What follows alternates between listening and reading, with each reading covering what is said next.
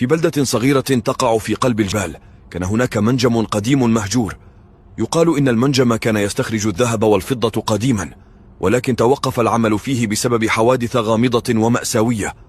يروى أن الأمراض بدأت تنتشر بين العمال والسكان المحليين، وكان هناك شائعات عن وجود شيء شرير يسكن في عمق المنجم.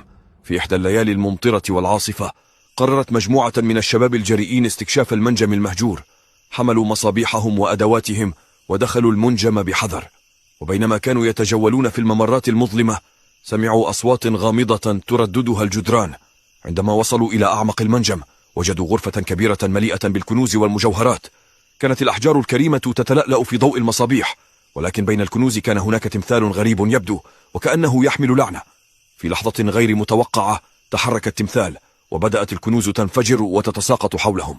شعروا بوجود قوى خارقة تستنزف طاقتهم وتشتت تفكيرهم. حاولوا الهروب، لكن كل ممر يؤدي إلى غرفة أخرى مليئة بالألغام والفخاخ. وبينما كانوا يحاولون البقاء على قيد الحياة ظهرت أرواح العمال القدامى من حولهم، أرواح ملونة بالألم والغضب. بدأوا يلاحقونهم ويصرخون بأصوات مرعبة.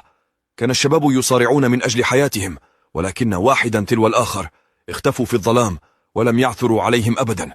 منذ ذلك الحين أصبح المنجم مكانا ملعونا يخاف الجميع دخوله.